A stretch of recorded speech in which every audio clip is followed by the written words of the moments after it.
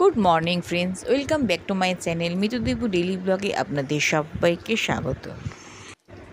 তো বাসি কাজ সারা হয়ে গেছে, তারপর আমি একটু দুধ আর বিস্কুট খেয়েই সকালের কাজ শুরু করব। আর ওদিকে আমি খিচুড়িটা বসিয়ে দিয়েছি। আজকে খিচুড়ি করব, বাইরে ভীষণ বৃষ্টি পড়ছে। আর তার সাথে করব একটু আলু ভাজা, আর করেছিলাম পাঁপড় ভাজা। পাঁপড়টাও ভাজা হয়ে গেছে। এদিকে আলু ভাজাটা বসিয়ে দিলাম, আর ওদিকে দেখো খিচুড়িটা আমার মোটামুটি হয়ে এসছে। আর ফোড়নটা এখনও দিইনি, আলু ভাজার পরে ওই তেলেই ফোড়নটা দিয়ে তারপর ওর মধ্যে ঢেলে দেবো। তো আজকে কারা কারা খিচুড়ি খাচ্ছ আমাকে অবশ্যই কমেন্ট করে জানিও। তো আমি এখন খিচুড়িতে ফোড়নটা দিয়ে দিয়েছি, সেটা একটু ভালো করে মিশিয়ে দিই। আমার খিচুড়ি অলমোস্ট রেডি।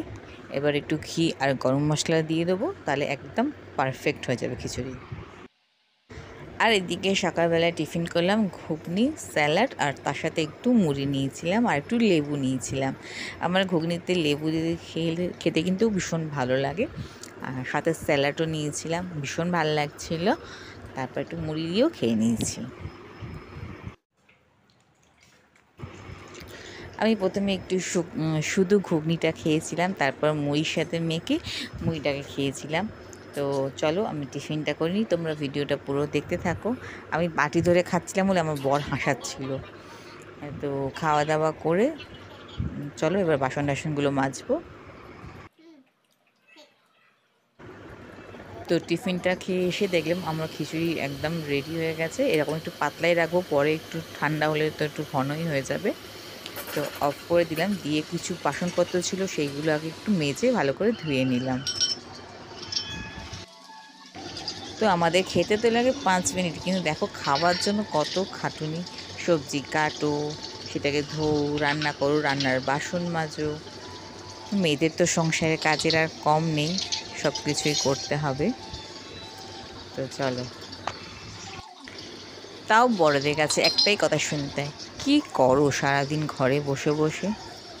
তোমরাই বলো বন্ধু, সংসারে কি কাজ কম থাকে মেয়েদের?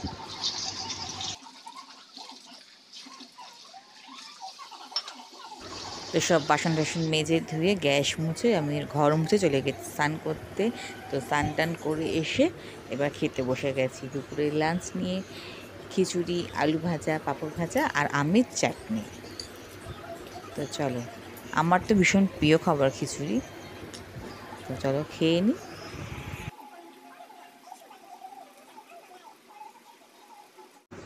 তারপর বিকেলে ফুচকা খাওয়া হলো। তো কিছুটা টক ফুচকা খেয়েছি, ফুচকার টক জল দিয়ে। আর তারপরে কিছুটা খেয়েছি, আমরা করেছিলাম দই ফুচকা।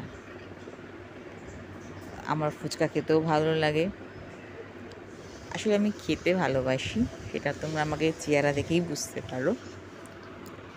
দই ফুচকাটা দারুণ হয়েছিল আজকে।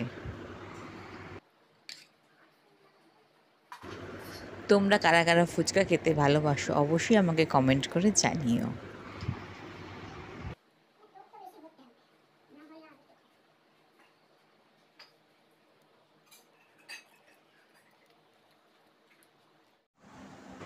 আর রাতে খেয়েছিলাম রুটি, লাউ তরকারি, আর একটু আলু ভাজা ছিল, আর আম।